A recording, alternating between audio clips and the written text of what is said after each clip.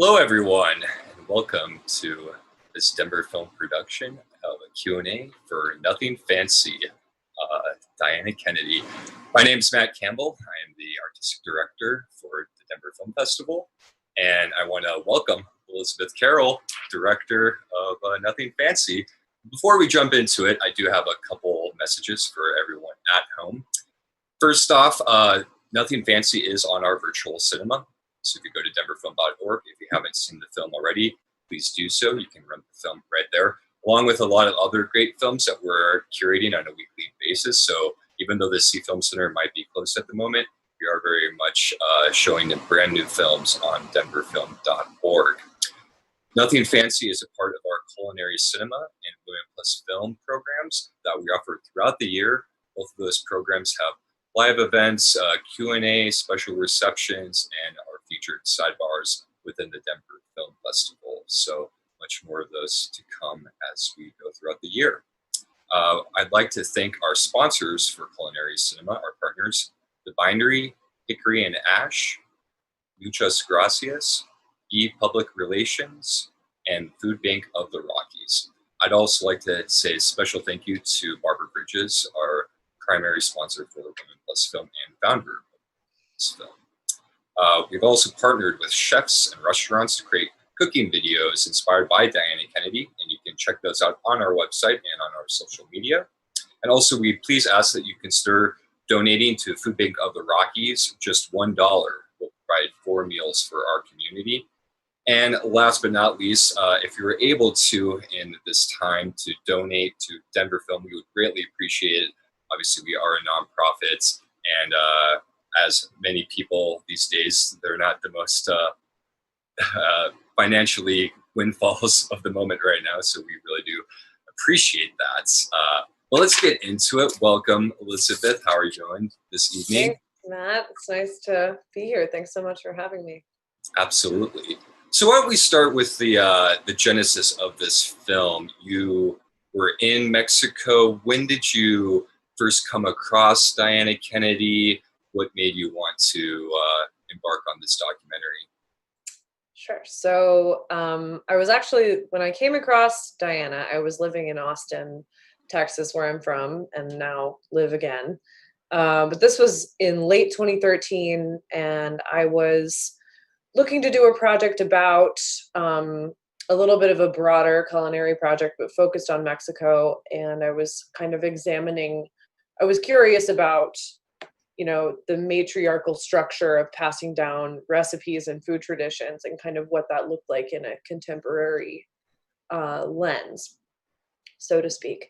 And so I was making a list of Mexican women to interview, Mexican women, granted. And I came across Diana and I was like, who is this person? How do I not know about her? She, is 91. She's written all these books. She's the expert on this subject. And I had been studying, food and food people for almost 10 years. And I had never really come across her, which I thought was like a weird problem. Because I think that people of my parents' generation who were maybe into cooking had definitely heard of her, but not people of generations after that. So I'm looking at her Wikipedia page and I was like, God, I would love to meet this woman. How do I find her email? How do I get in touch with her? And I kind of looked around. I knew she lived in the middle of nowhere in Mexico. And I was like, I don't know how to go about this.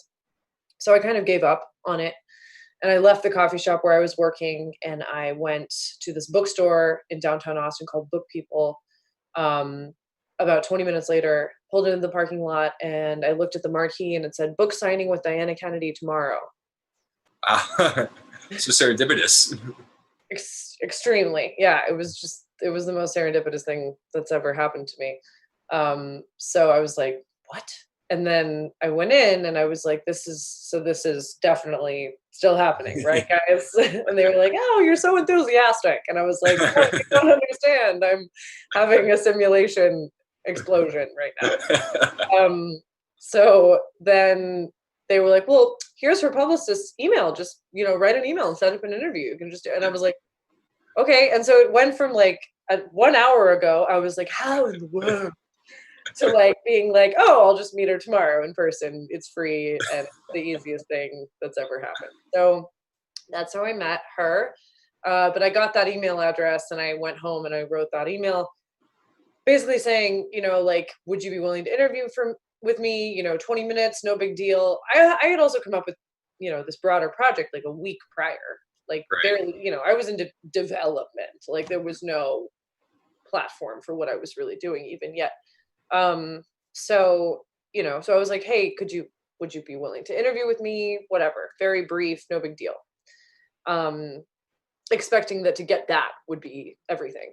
And then I walked in the next day and I looked to my right. She's walking in at the exact same time. We meet at the front door and I was like, hi, Diana, I'm Elizabeth. And she turns around and she goes, oh, yes, you're the woman who wants to make the film about me.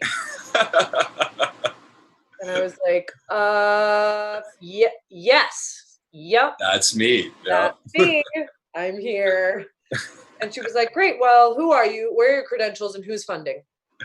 And Wow. Totally straight to the point. I like your style. Right. Let's talk about it later. I have no answers for you. So then we did this event. We like walk up to the stairs and I was like, do you want to take the elevator? And she was like, I don't take elevators. Get out of my way. And I was like, all right, great. This is on. So then I like hung around and she did this whole Q&A and event and, just like blew everybody away and was like sustainability, like she was like, this world is all you have and none of you care about it. So Right. what can I do? And we were all just like, and then, so everybody gets their book signed and then everybody's gone and I'm still standing and she's like, you're still here. And I was like, yep. She was like, all right, what do you want from me? And I was like, well, I think your voice really needs to be heard, by a lot more people and people need to know who you are before you're gone. And she was like, okay. And then she was like, well, somebody tried to do a documentary about me last year and they screwed me. So I'm suing them. And I was like, super. Great. Well, let's get started. And Yeah, then, right. I was like, no pressure, like we don't have to do anything.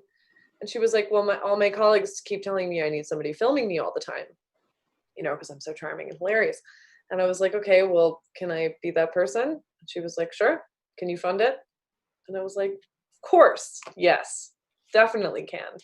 It's so interesting to me because you wouldn't think, I mean, obviously I've never met her personally, but just through the film, that she wouldn't be so open to having someone who she's just met follow her around with a camera and be intimately involved with her life. Right. So I think my only explanation for it is that Diana kind of is a person in this world who operates on instinct a little bit in that way. And that the cosmic nature of the way that we met and sort of the bizarre miracle of me finding her at the book signing is related to why it just in my feeling, my sense is related to why she was like open to it with me. There's no reason why she should have let me do this. Right. Like, I didn't have any credentials. I had never made a movie. There was, it was actually a bad idea for her to let me do this because I like totally could have blown it and like it would have been a waste of time. Thankfully that didn't happen, but so I don't know. It was just, I think there was just a weird sense of trust between us. Totally.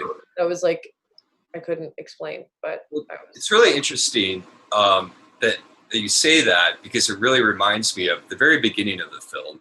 One of the first things that Diana says in the old TV cooking show that she had was that cooking is therapy.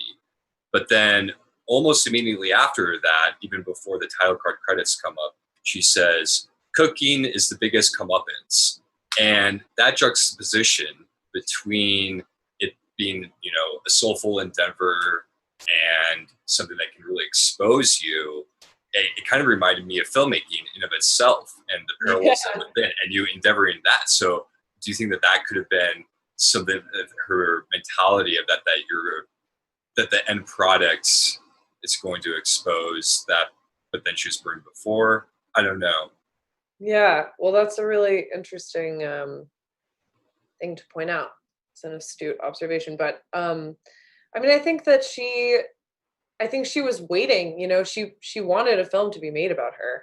I think she was like, it's about time, and whatever happened with the other person who was, trying to make the film. I think she had a falling out with the director or whatever, which of course I understand the potential for that now. But I just think she saw me. She was like, okay, well, that one didn't work out, and now there's another person, which I'm grateful for. So let's just try to make this work, basically, because I think she wanted it to happen.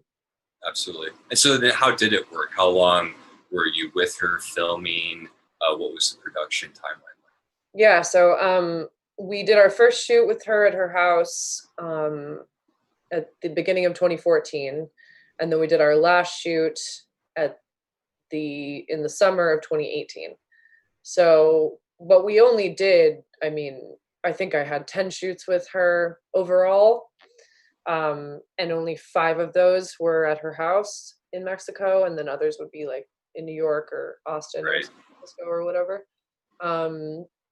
So, and for me, I would fundraise a chunk of money and go down and do like an annual shoot at her house. So we would do it for between 5 and 10 days with her. But the whole thing was expensive, and I wasn't coming from money at the beginning of this, and I didn't get a bunch of money at the beginning of this to do it. So it was kind of just piecemeal for the first several years. Well, really for the whole time, but. Sure.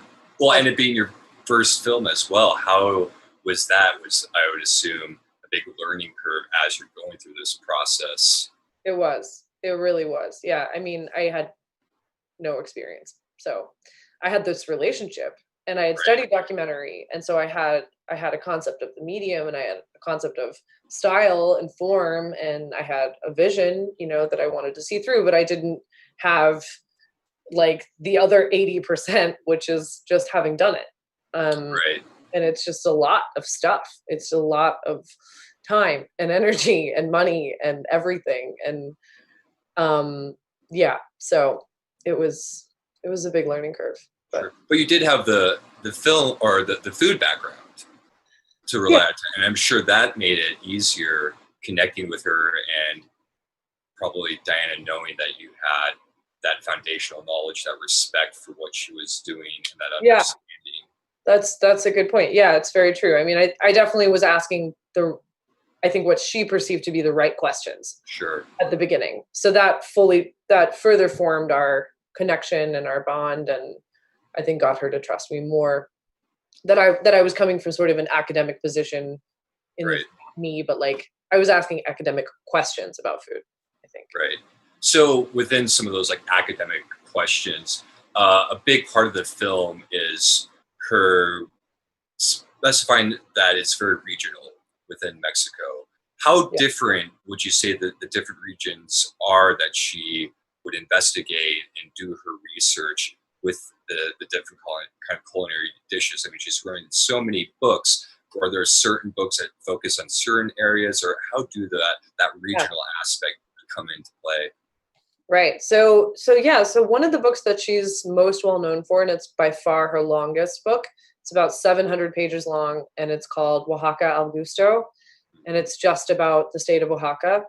And I would say arguably, but I think everybody in Mexico virtually agrees, that Oaxaca has the most dynamic and the most interesting food of all of Mexico.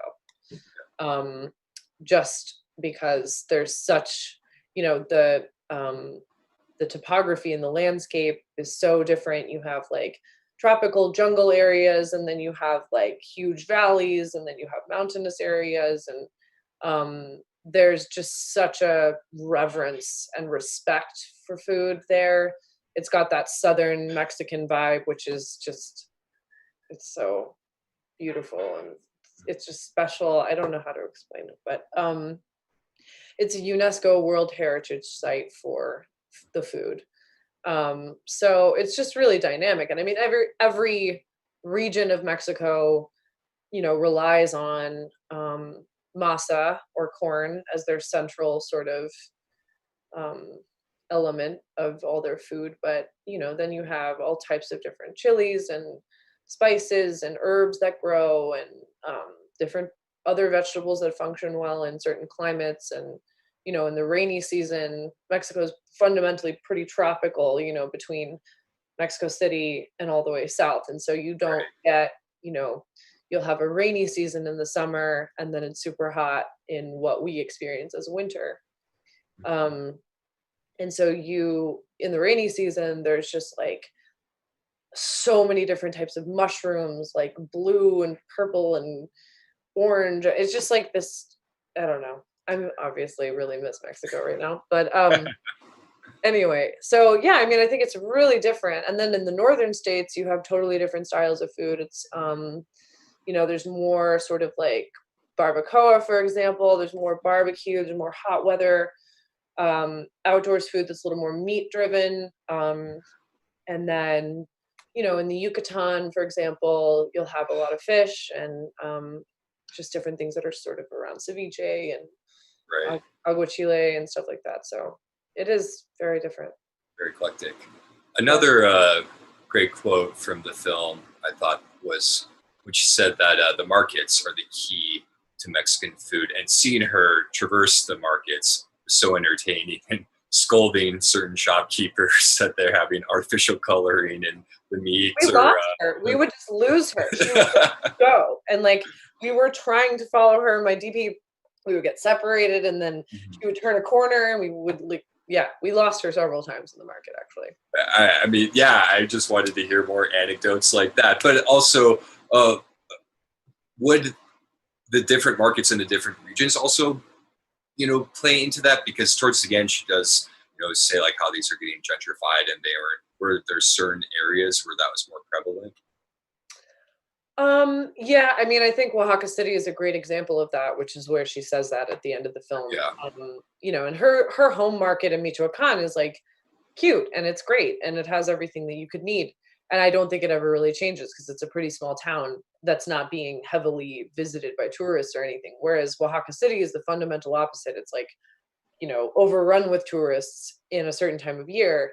Um, and so I think that because of that, there's a huge influx of money into their economy, and they were able to do all these renovations that made it, a little bit of a more gentrified place. And I think that that's interesting because, like, technically, it's great for the economy of Oaxaca and for Oaxaca City and for all the people who live there, and they're thriving in what would otherwise, if it were not heavily trafficked, be not as financially viable for them. But at the same time, she says in a part that got cut out, she was like, it's lost that local feeling. And I think that for her, there's probably such a deep attachment to that because when she first got to Mexico in the late 50s, and spent all of the entire decade of the 1960s there, I can't imagine how it felt then. So yeah. Yeah, the world of difference. Being and also a few times throughout the film, I feel like down to earth was kind of a theme that to go along with nothing fancy. That the regional, but I don't know if it'd be like comparable to soul cooking, but just that family homegrown recipes. Mhm. That one could argue her being an expat and not a white person was that subject ever broached with her? Was that something that she'd talk about of not being from Mexico but being the authority of Mexican cuisine in Western or in Yeah. U.S. circles? Yeah, I mean, of course, we definitely talked about it. It was some of the first questions I gave her in our first interviews. But I think by that point, you know, she had lived in Mexico for almost 60 years. Sure. Yeah. So it's kind of like she had become as close to Mexican as a non-Mexican person can be. Yeah. And so I don't even think she was able to see herself as, British. different from the environment that she was in. Obviously, she's not Mexican, and she didn't have any confusion about that. But I think that the way she said it to me the first time, she was like, "I don't know, Elizabeth. I'm a citizen of the world." Yeah, totally. I was like, "All right, That's a fair enough answer. Yeah, I like it. Yeah. Also, within the cookbooks, and this could be reached out to not specific, but in your research and whatnot. It seemed like the recipes themselves are framed within the context of the region or who cooked it, that she would credit the people or whatnot, almost as if the recipes themselves are stories. And she talks about them, the layeredness to the recipes and taking your time and doing those things. And again, this is kind of going back to that other question, but I can't help but find that parallel to filmmaking and framing that. But what do you think? Do you think that recipes and food can tell stories, that they do have this lived Yeah, in definitely. history? Absolutely. Yeah. I mean, I think that all of food is a version of storytelling because you take these things, and I just think the connection point is memory, Yeah, and um, when you ask somebody what's your comfort food, for example, and someone's like, oh my God, my mom or my dad used to make me X, Y, and Z, and or we used to, my grandmother used to make this for holidays or my birthday or something, and you see the way that like somebody lights up in this right. emotional way. And that's what honestly fascinates me the most, is where the food memory lives and how it sort of connects our emotion with our physical experience of consuming something. Absolutely. Um, Another key scene that I really enjoyed in the film, and this kind of plays into that memory and using other elements to spark that, was in the greenhouse when she's walking around. And I thought that the music composition in that was really lovely and really just like was perfect for that scene. Can you speak a little bit about the music composition within the film, and also that what you're trying to evoke? Yeah. So it's funny because the one of the composers we ended up working with, two composers, but one guy who's a friend of mine, his name is Graham Reynolds, and he's done a bunch of music for Richard Linklater's films. That would be where he would be known, like the Before Sunset, Sunrise, all those. But he's a really nice guy, and he lives in Austin. And weirdly, about a week after I met Diana, I was in the same coffee shop. I can just give out the address of this place because apparently it's like very Hyping special. it up. Yeah. Anyway, I was in this coffee shop and I had read some NPR article the day before that was about Graham, and I saw his photo. This was just happenstance. And then the next day I'm in the coffee shop and he walks in, and I was like, oh, that's that guy. And like, I don't know what was going on with me that year because I just like had all the balls and I was just like, I'll just go up to this stranger and ask him to do it. Like, I just like You're had no, making it happen. yeah, I mean, I was just in producer mode, I guess. But Yeah. so I just like walked up to him because I knew what he looked like because the photo I'd seen the day before. And I was like, hey, you're Graham Reynolds. And he was like, yeah, who are you? And then I was like, well, I'm making this movie about this woman and she's 91. She lives in Mexico. And he was like, who, Diana Kennedy? And I was like, and he was like, I have all of her books. And I was like, really? And he was like, do you need a composer? And I was like, welcome I mean, aboard, sir. how serendipitous can this be? That's just crazy. There Did are other you things also that meet your DP in this coffee shop? How did that person come into the fold? no, but there's another whole thing with the first producer I worked with that was like also really super. Anyway, there was a lot of like doors being not just opening but being flung open, Right. beginning. And I think that that was like, I don't know.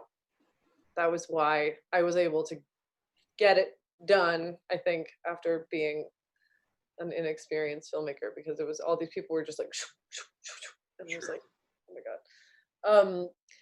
And it's a But great stamp of approval for the city of Austin and the filmmaking community there, where you can just it's walk very down the supportive. street. There you It's go. very supportive Yeah, it is community very here. supportive. But no, but so Graham was amazing, and he immediately signed on, and he ended up not being able to give us any original music for the film just because of funding constraints, and he is expensive. But we ended up licensing a bunch of his existing music for the film that really, I think, blended well with the style.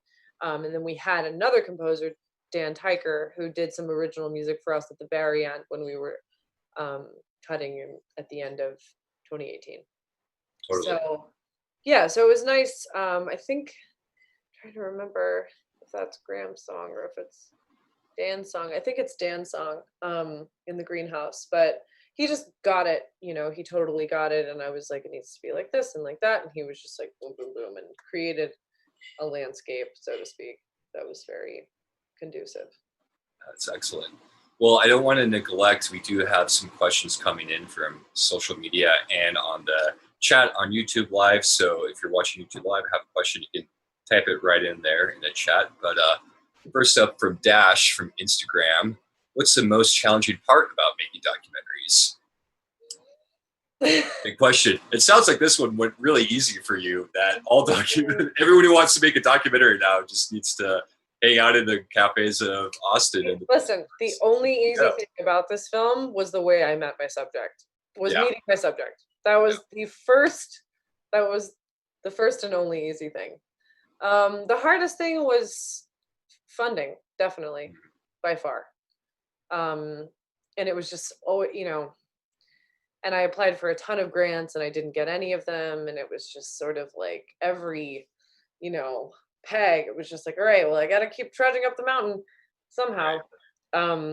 So, it was like year 3.5, I was getting really dejected and I was like, is this ever going to work? Is anybody ever going to care enough to help, financially get it done? And eventually they did. But yeah, that was by far the hardest. And then I think secondarily, just post-production is, I don't want to say any bad words, but it's a mind, We can yeah, it's post-production was doing it the first time with someone, my vision originally was to have a verite film, full on verite. But then I felt like I had a responsibility to tell her story contextually, because this was the only film that was going to be made about Diana. There are so many people who know who she is, and she has this sort of, Julia Child of Mexico thing. And thus a lot of people, who know who she is and want to hear the story told in a particular way. And not that I was trying to tell the story for other people, but I did feel like it was important to give the context. And I'm really glad that I did, that absolutely.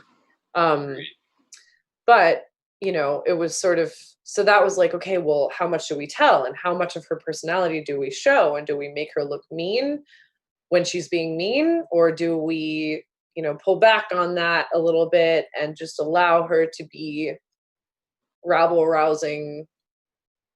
Yeah, I don't know. There are still things that I think about that I wished were different about it, but that's filmmaking. I mean, yeah.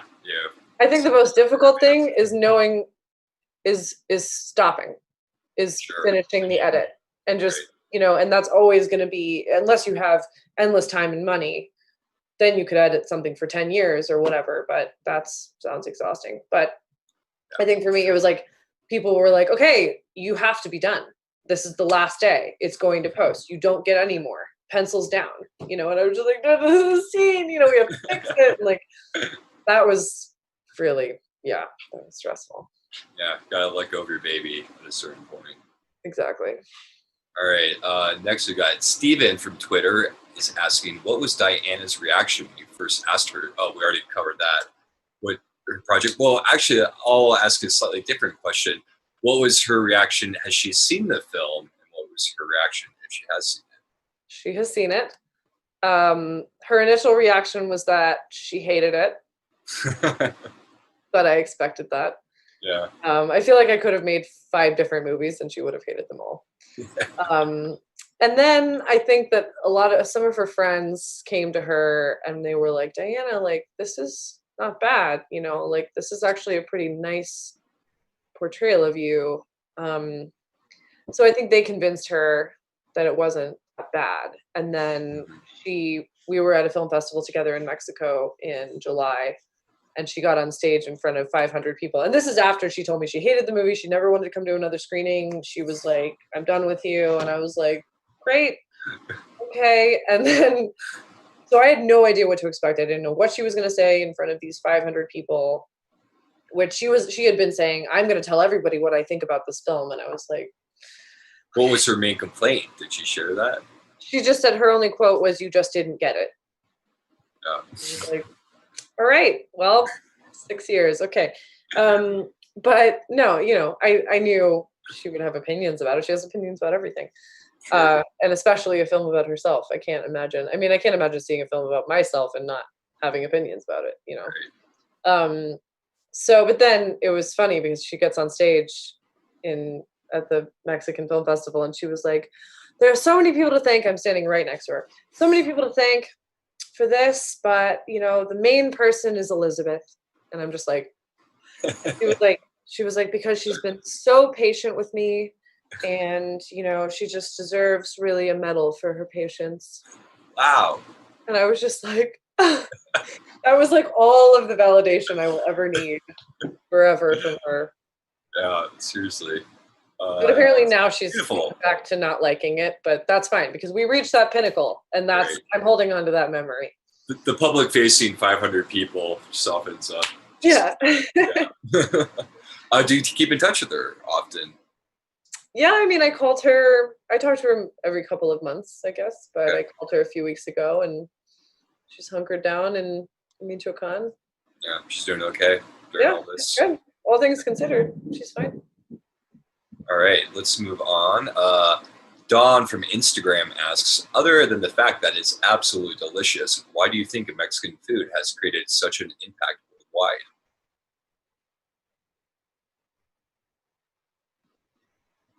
Other than the fact that it's so delicious. See, that's a tough one. I mean, I think it's just an exciting cuisine. There's something mysterious and beautiful about it because it's all based on masa, and masa is sort of this miraculous but also very simple thing that's the cornerstone of Mexican food. But you have to get it just right in order for it to taste right. And it's hard. And I've tried to do it, and I have never gotten it exactly right. And I think that, the people of Mexico and the culture of Mexico, it's so warm and they're so kind, and it's an impoverished place, but the level of kindness and the level of warmth of every single person you ever meet is like overwhelming. And that there's a culture of giving and gifting when it comes to food, and it's like, oh my God, come over to my house. My house is your house. Please sit down. I'm going to feed you everything. I'm going to give you everything that I have in my house. And it doesn't matter who you are. It just is part of the culture. And I think, and, people in Mexico like to take a little mezcal, and they like to party. And I just think it's a warm, beautiful culture that focuses on enjoying life more so than ours does. And the food is absolutely delicious. And it's absolutely delicious. It's so good. Get past that. All right. Jess from Instagram says, what would you say Diana would like her legacy to be once she passes? I mean, I'd say it's pretty, but what's your answer? I mean, I think, for her at this point, her books, she wants to sell her books. She wants people to know that she knew what was going on with Mexican food. But I think, now it's all about the environment and environmentalism and conservation. And I think it's interesting the fact that she's decided to devote, the last couple of decades to talking about that when, she's 97. She's not going to be here when climate change really hits the fan, like it's not really her responsibility per se to make sure that people are hearing that message from her, because she's not going to be here. She's not going to have to worry about it. But I think it's even more interesting that she is making that her message. And it's very apparent in the film that just her, not just for food, but just a deep love of nature and our surroundings and Mother Earth and what it provides for us is undeniable. Connie asks, what will happen to Diana's garden when she is no longer with us? Well, there are a lot of rumors flying around about what's going to happen with her house and with her grounds and her ranch. But I think the hope and the consensus is among the people who are responsible for her estate is that they're going to do their best to get it in the hands of an organization that will preserve it entirely, and hopefully make it, an educational opportunity.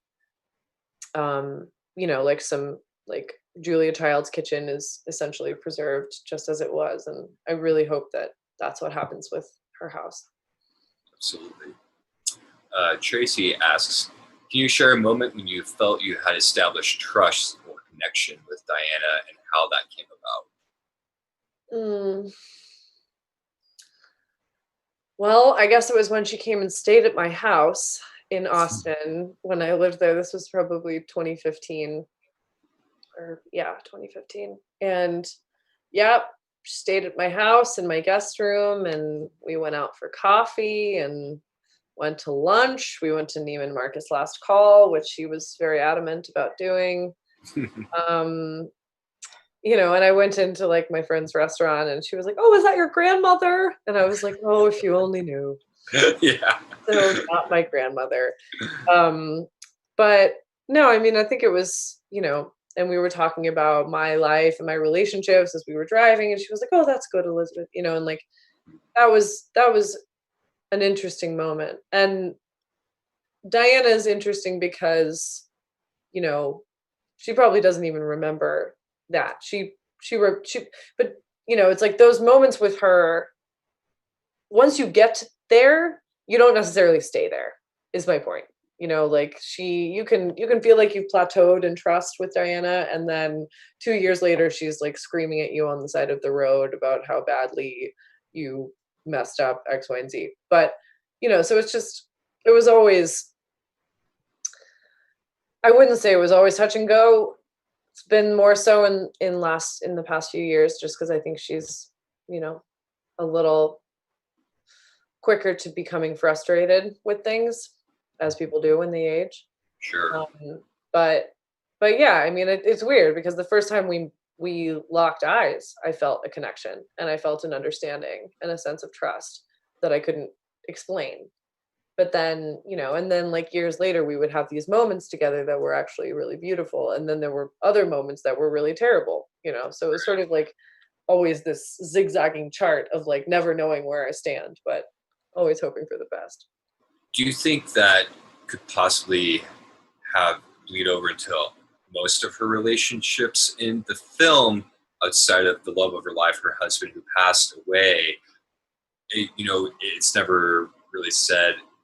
Doesn't seem like she had another significant relationship after that. Do you think that there's some walls, some guards up there to not allow people to get closer, that the food is really what she wants to focus on and not personal relationships?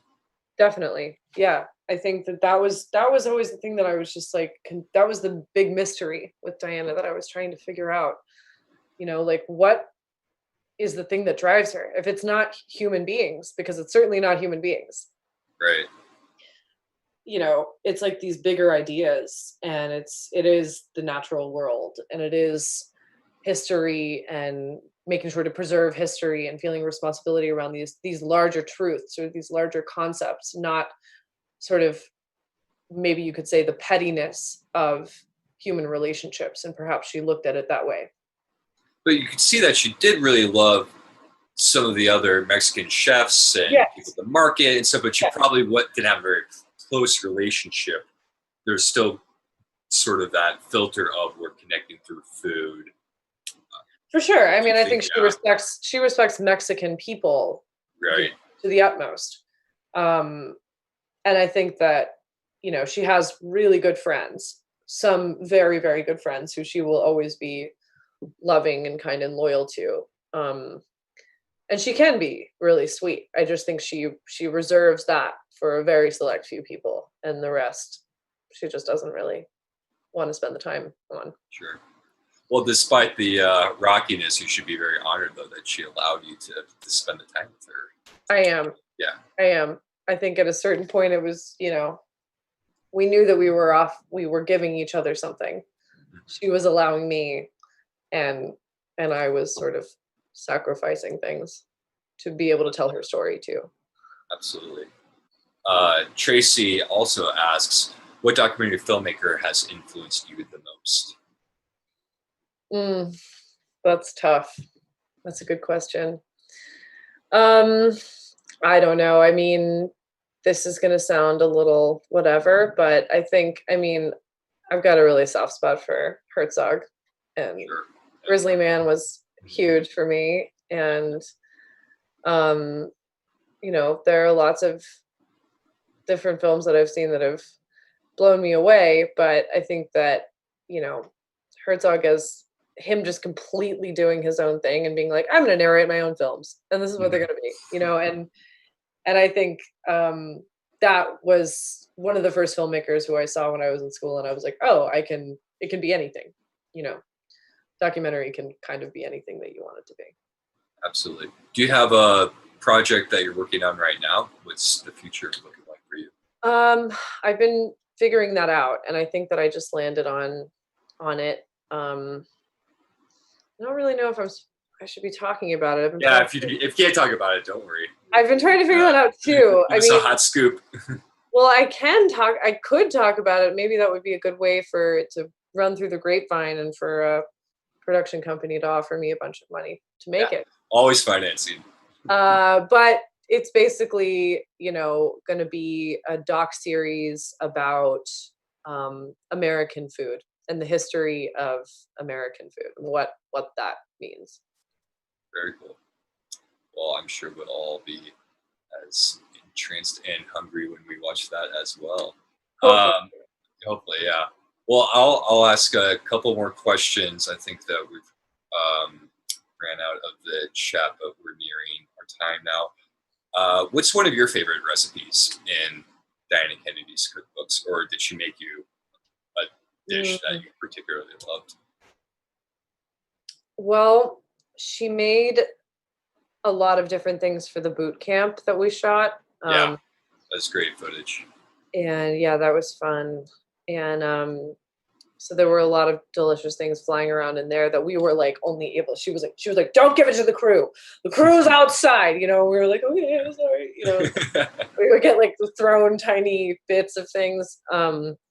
But she made carnitas for like 3 days in this clay oven or clay pot inside of her outdoor oven, and that was insane, just ridiculous. Everything she ever, I mean, she like reheated frozen tamales for me one night, and it was the best tamale I've ever had. And she was like, oh, I'll just, you know, been frozen for a while. It's just, everything she makes is amazing. She made us these tortas the first time that we came to her house that were massive. It was the largest sandwich I've ever consumed. And I've had a lot of sandwiches, but there was just layered with all this stuff, and she was like, eat it. You have to eat it with 2 hands. Take it now. And like, it was like the size of a football. It was larger than my face, but that was delicious. I don't know. It all blurred together. I wasn't really focused on the food, which was maybe a problem, but you know. Well, you had things on top of the mind, you know, when you're doing that. I was mostly just like trying not to get kicked out of her house. Yeah, right. A lot of eggshells to be walking on any moment. Yeah, it was hard to get really hungry when you're stressed out, you know. Yeah, totally. Well, you ended the film with this question to her, so I'm going to pose it to you. When you asked her why Nothing Fancy, why choose that for a cookbook title? And it's interesting because in it you kind of, and she also says like, it doesn't necessarily mean not fancy food, because her cooking is intricate. It's not, I mean, some of it is simple, but it's not just throwing a couple ingredients together. There's time and there's love and there's effort and there's this generational and regional foundational knowledge to it. And it is very specific, you know, to Mexico and down to earth, but it goes across those barriers, and now it is an international figure. So what does Nothing Fancy, what do you think she means by it? Why did you choose to title the film outside of the obvious reasons because it's the title of her book, but what made that speak to you that you wanted to call the film that as well? Yeah, well, I think in her case, well, it's kind of the same answer, I guess. In her case, she's a combination of these two very different things, which is that, you know, she can throw on whatever and go down to the market and not even think about it. Her shoes are all scuffed up and her purse is falling apart. And she says that that's very strategic so that she won't get robbed, because nobody's going to rob a purse that's falling apart. But, you know, and she wasn't precious about makeup, about, you know, making sure she looked good. And that was, you know, I didn't push it because I preferred her exactly as she was. And then she kind of, you know, she would get mad about it later and be like, you didn't make me put on any lipstick. But I'm like, but that's not you, you know, like, right.